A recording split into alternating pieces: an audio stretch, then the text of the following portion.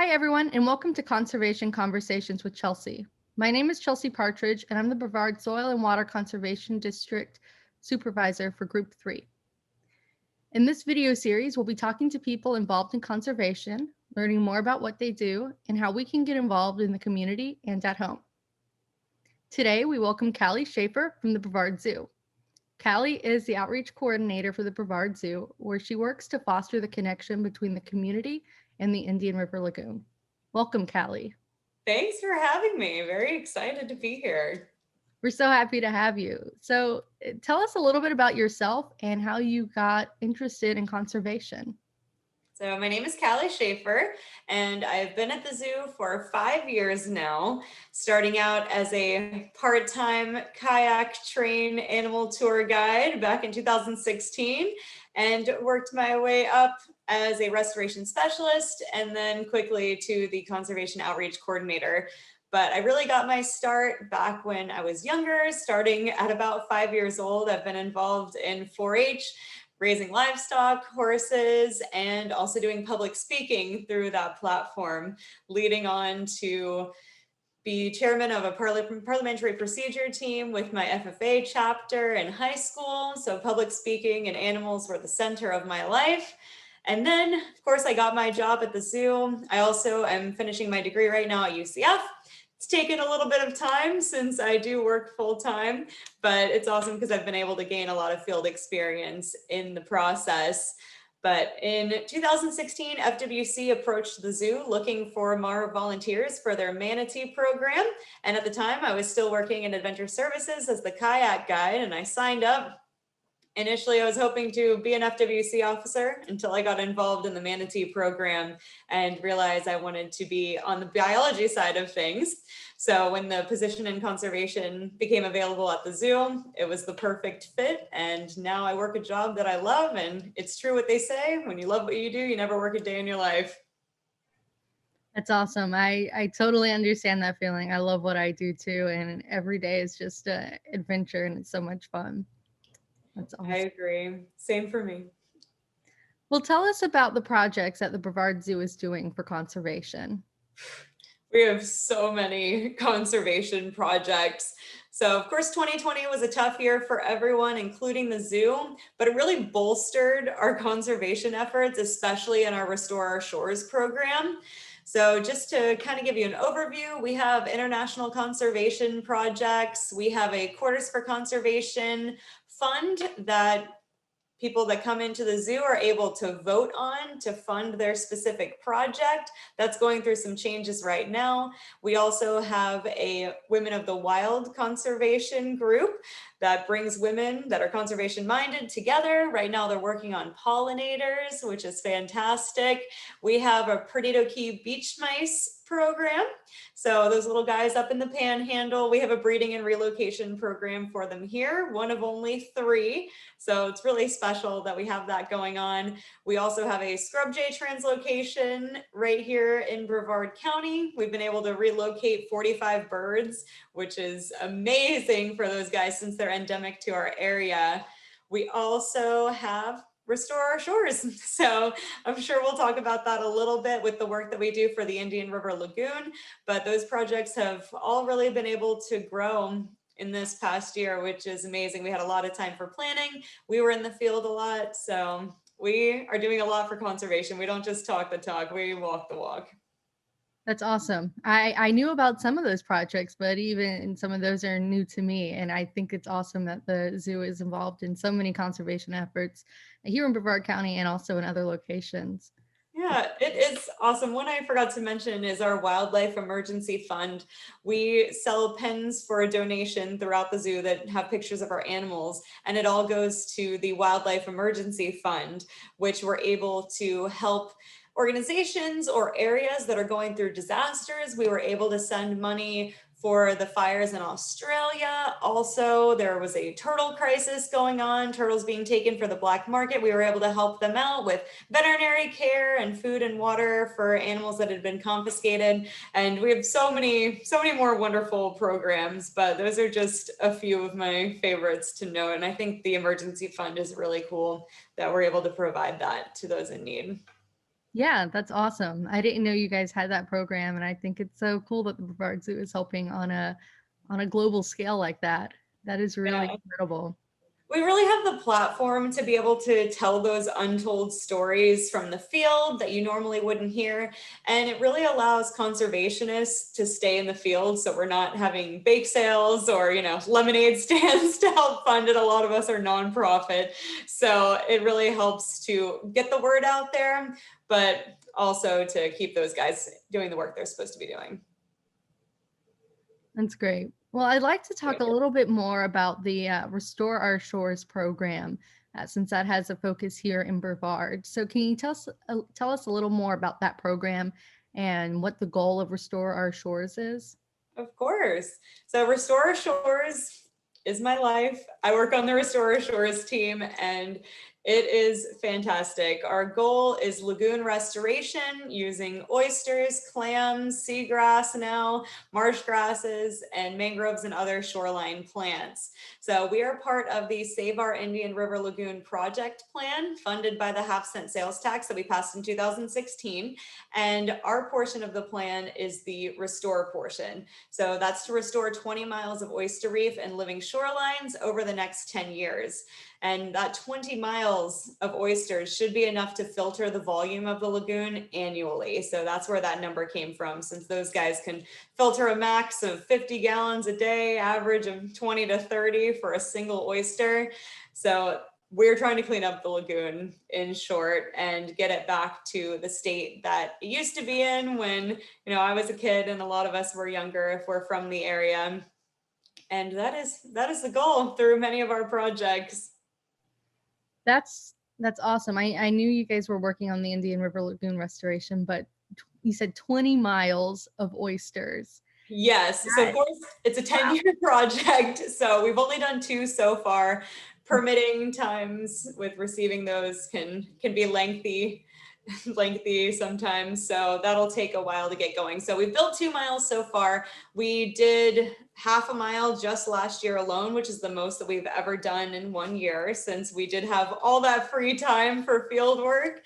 And then this year we're slated to build 1.3 miles, which is really great. And we have many different programs through Restore Our Shores. We have a shuck and share program where we collect discarded oyster shells from 19 restaurants, a shucking house, and the Grant Seafood Festival that would normally go to a landfill, but we're able to quarantine them, let them sit out in the sun for a minimum of 90 days to be bleached by the sunlight and rid them of any organic material, since oysters we eat here are not from Brevard County, they're from elsewhere. We don't want to introduce any of that into the lagoon.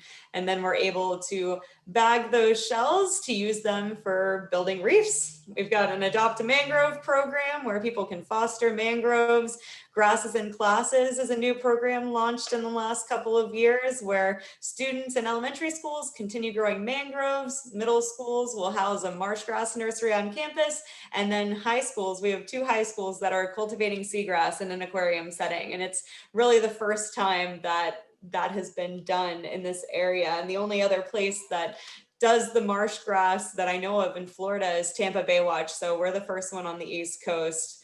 And lastly, I'll mention our oyster gardening program, where folks that live along the lagoon that have docks are able to grow oysters for us in habitats. They almost look like oyster cages over a 6 to 9 month period. And then once they are big and strong, they return them to us and we're able to seed our reefs that might be built in areas that don't have a great wild oyster population to populate the reef we put there. Wow. There is so many awesome programs there and so many ways people can get involved. I love it. I definitely want to hear more about the seagrass and the marsh grass growing. But before we get into that, I want to get your opinion of the state of the Indian River Lagoon as it is right now. So that is such a common question. Everybody always wants to know how the lagoon is going. And the main thing that we always say is that the restoration of the Indian River Lagoon is a marathon. It's not a sprint. It took a long time to get the way it is. It's going to take a long time to get it back to being healthy as it was in years past. So it's very cyclical. If you've been on the lagoon recently, you'll notice that water clarity is really awesome. Even in Merritt Island canals and areas where it's typically not great visibility, it's looking really good at the moment. But in the summer, that's when we get algae blooms, and algae blooms happen naturally. But of course, the overload of nutrients that we have in the lagoon makes those much worse. When algae dies, uses up dissolved oxygen, that's when we see those fish kills. So although we may have a bad algae bloom one year, we don't really think that the lagoon is at rock bottom anymore. But again, it's a process, it's cyclical. So to try to say overall is very difficult. We did lose about 90% of our seagrass over the last about 10 years. And we are starting to see seagrass come back in small amounts in certain localized areas in the lagoon. We hope that that trend continues. It is difficult to keep that going with those algae blooms. Of course, seagrass is a plant. It has to do photosynthesis. So if it's not getting sunlight, that makes that really difficult. And seagrass is so important for our lagoon. It's an indicator species, and a lot of animals need that to eat, like our poor manatees. We just had this unusual mortality crisis happen because of starvation, cold stress. So seagrass does so much, and it's really important. So hoping that the lagoon is getting on the up and up, but we just hope people won't get super discouraged when they see the algae blooms, because those are going to happen, and we don't want it to be a reason for people to stop being involved or think that the lagoon is a lost cause, because we're trying to run that marathon and there are so many different variables to get our lagoon back to being healthy again. We've really got to keep the community committed. I mean, we have 71% of the Indian River Lagoon in Brevard County. And it's really important that we all have an investment. This is our home. We want it to be beautiful. We want it to be healthy for so many reasons, environmental, economic. There are just endless benefits to that. So don't get discouraged if you see a bad algae bloom. We've got to keep going. If we keep going, they'll get better over time. I appreciate you saying that that it's an investment and it's a marathon, because you're right. These problems, there's no silver bullet that's going to completely make things better overnight. And it's going to take a lot of investment and time to get things back to the way they should be.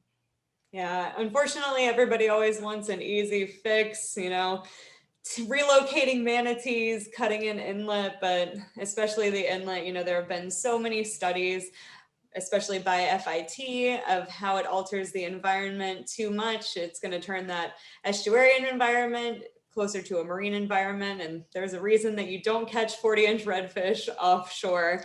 So just small things that we can do. The county has been really great about stormwater management in the last few years, about upgrading those old septic and sewage systems and converting septic to sewer in some places. Of course, we have the ban on fertilizer in the summer months now, and we're doing all this restoration work. So everybody really is trying very hard, but it's not a one-shot fix, unfortunately. Everybody always wants that easy answer, but it's a lot of different variables. So let's talk a little bit about the different programs, the things that you mentioned and how they actually help the lagoon. So you mentioned mangroves, seagrass, marsh grass, oysters. Not sure if you mentioned clams or not. But tell us about those different things and what part each of those play in helping restore the lagoon. So all of those different players all help to create a living shoreline. So living shorelines, oysters, shoreline grasses, now clams, and of course that seagrass. So way out, hopefully one day we will have seagrass abounding in the Indian River Lagoon, and that will help to provide habitat for a lot of animals. Again, it provides food, all those benefits that we talked about earlier. It supports a number of species, fish, small invertebrates. It's so important, and it's an indicator species, as I mentioned earlier. So if the seagrass isn't doing too hot, chances are lagoon is not going to be either. So the seagrass will be a little bit out. Hopefully it will continue to spread. Right now we see it close to the shorelines in some places. Then of course the clams.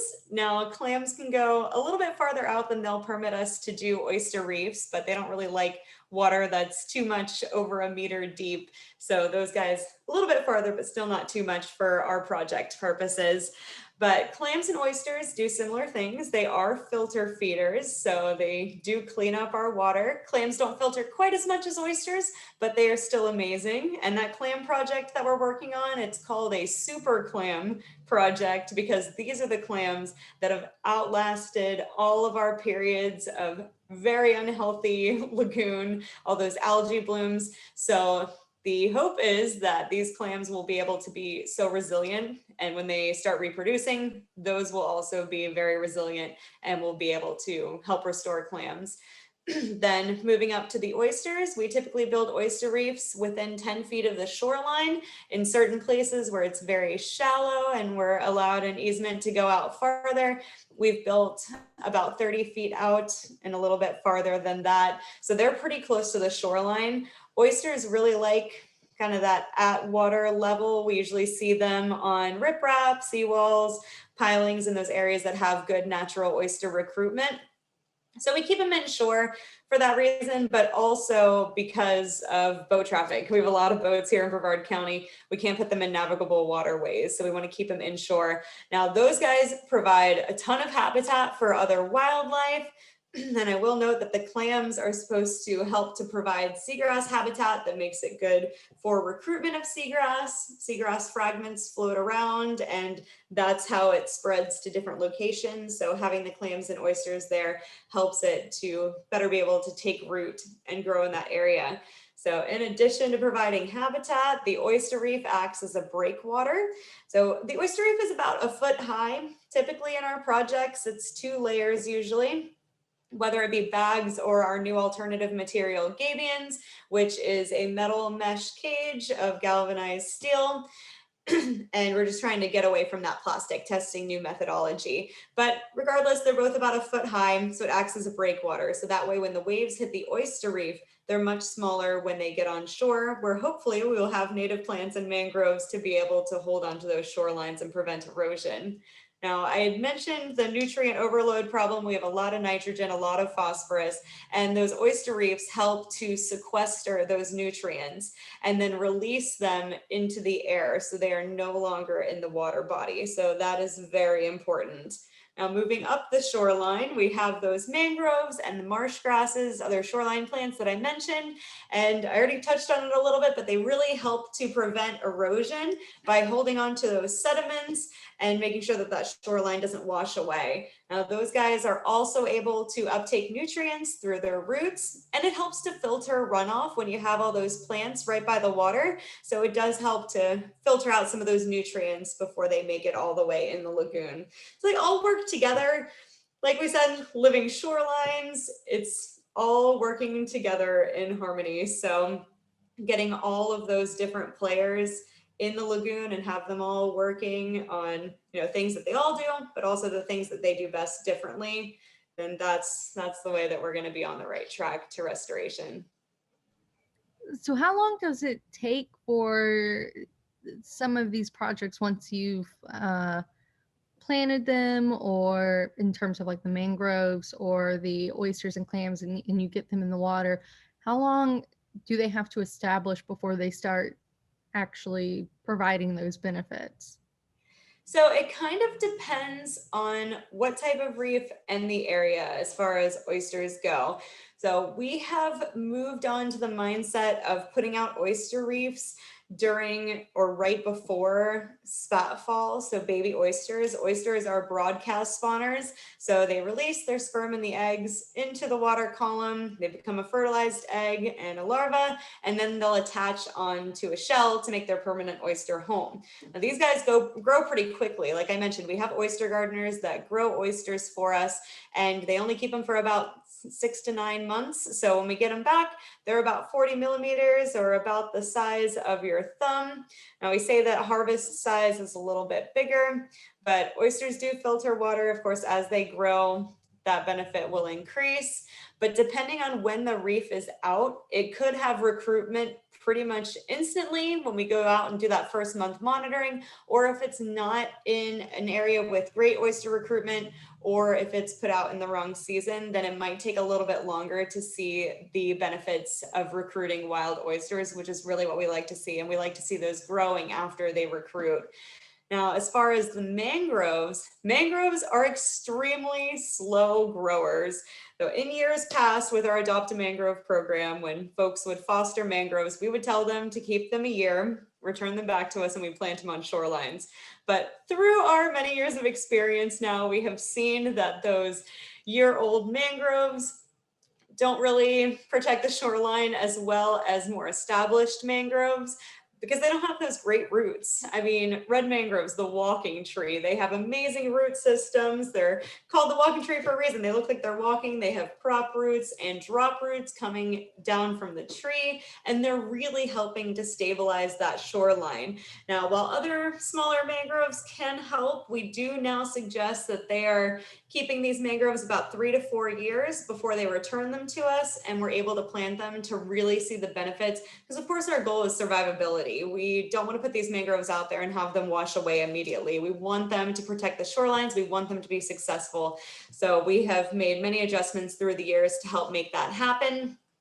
But they're just really slow at growing. So it takes a good bit of time, but doesn't take too long to see those benefits. You know, when you put plants on the shoreline, it's already helping to filter that runoff. And especially for the oyster reefs that we seed that aren't in the great oyster recruitment area, you know, they're having those live oysters as soon as we put them out there. So you see some benefits right away, some take a little bit longer. So I want to touch on how people at home can get involved. I know I grow mangroves myself.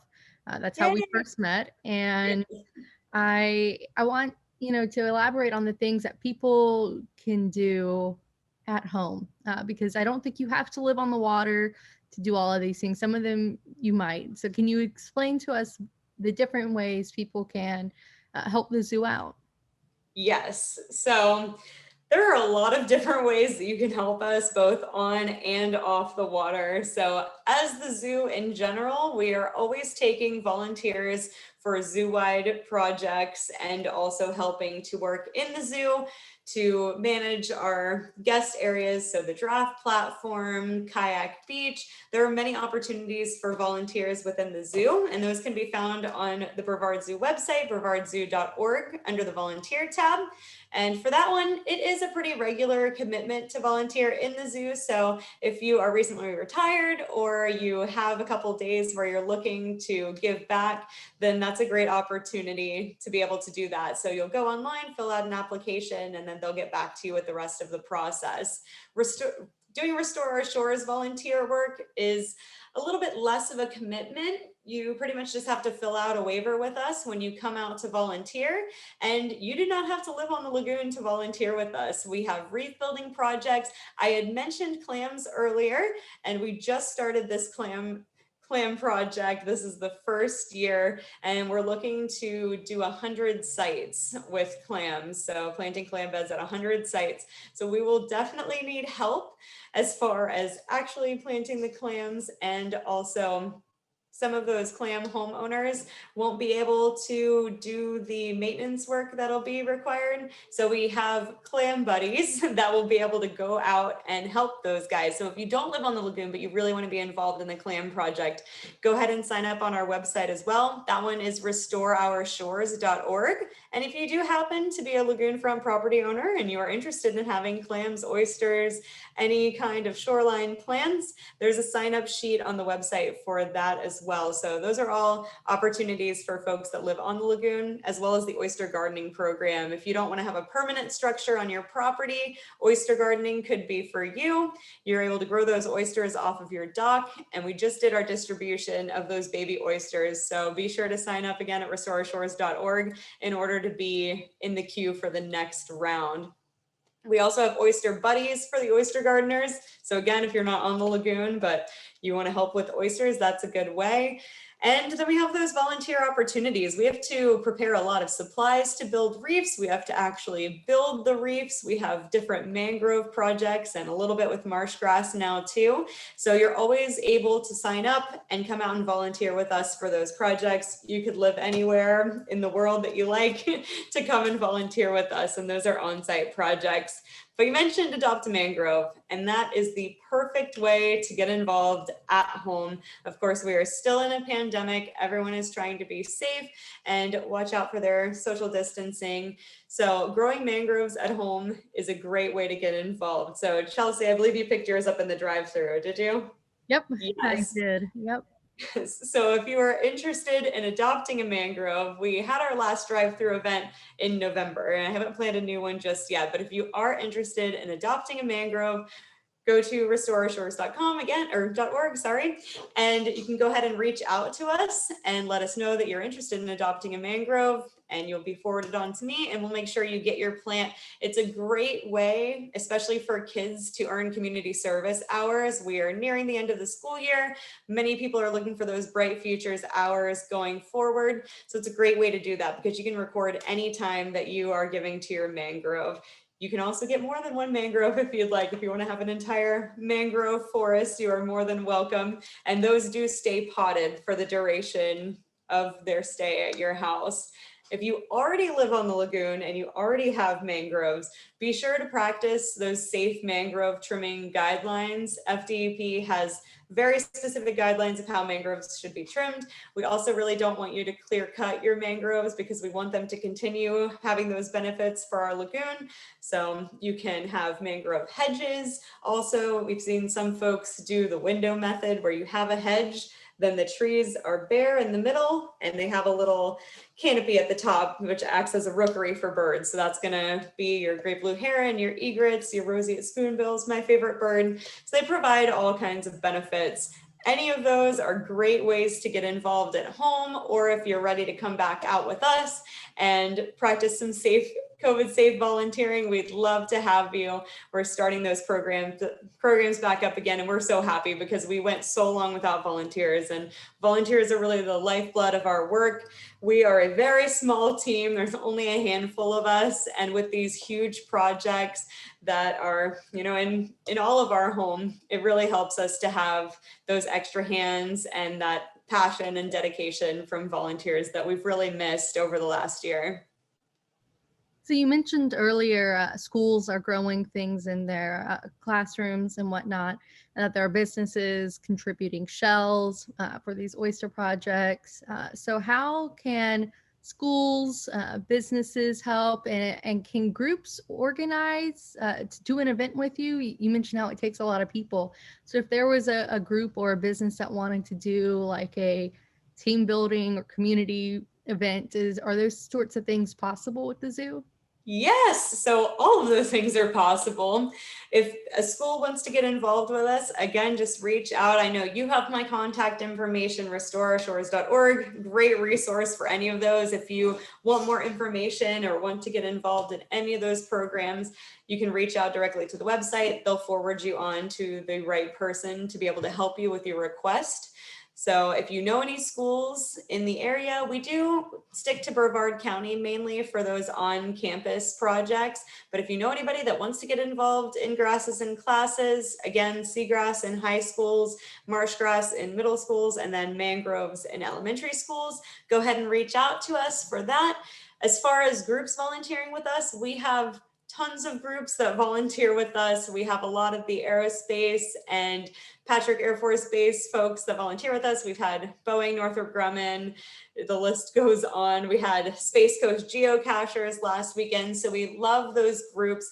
Many of those organizations have volunteer days through their organization. Also, we've had the Disney volunteers, like ears at the end of that word, which is so cute. They've helped us build a reef before.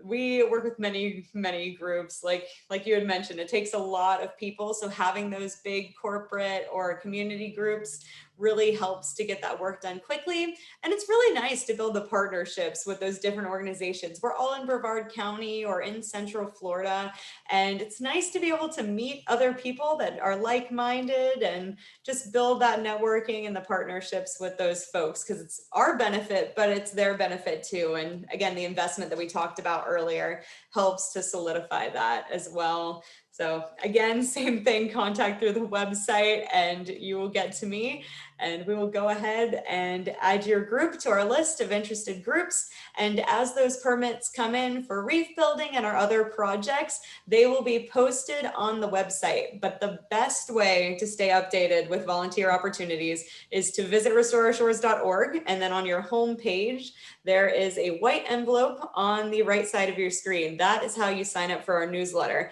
So once you sign up for the newsletter, you'll be updated as we post events, as we are starting new projects, and you'll just really be front row on Restore Our Shores information. And then that way, if you do see something happening, that's when you can reach out and say that you're interested. But if you're on that interested group list, I'll reach out to you folks and let you know when we are looking for volunteers and we're looking to fill an event. Well, thank you so much, Callie, for sharing with us everything that the Brevard Zoo is doing for conservation and all of the awesome ways the community can get involved at home, at the zoo, with their workplaces. I'm so excited that there's all of these opportunities and people are always wanting to know. I get a lot of questions on what kind of volunteer opportunities there are and how people can help. And there's so many through here, through the zoo. And I'm so excited to share those with people and get more people involved. So thank you so much.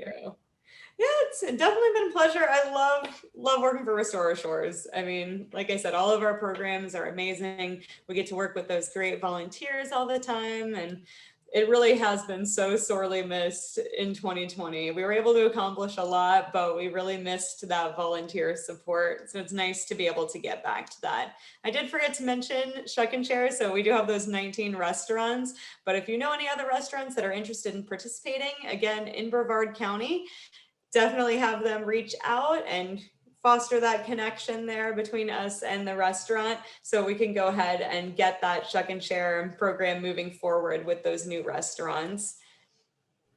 Well, thank you. Thank you so much, Callie. I appreciate you joining us today and sharing all of this, sharing your passion too. Your passion is very obvious, and I love your enthusiasm for what you're doing to help the Lagoon and help Brevard County. So thank you for what you do, as well as for joining me for this video today. Thank you. Yeah, a lot of people, always think maybe the scientists aren't as informed as folks that fish the lagoon or are out there doing charter boats, but myself and several of our coworkers, we grew up in the area. I grew up in Christmas, pretty close, and grew up boating on the lagoon and fishing with my dad. And I remember the seagrass beds and seeing plentiful horseshoe crabs. So we are all so invested and care so much about the lagoon that we made it our career. So we are trying our best for all of you guys. We want the lagoon to be healthy just as much as anyone who's very dedicated. But it has been a pleasure. Thank you, Chelsea. I appreciate your time and meeting with me. It's been great, and I'll be happy to speak with you any other time you'd like. Thank you. And thanks to everyone that has joined us. If there's other topics you'd like to hear about, please put that in the comments. Once again, I'm Chelsea Partridge, the Brevard County Soil and Water Conservation District Group 3 Supervisor, and thanks for joining me for Conservation Conversations with Chelsea.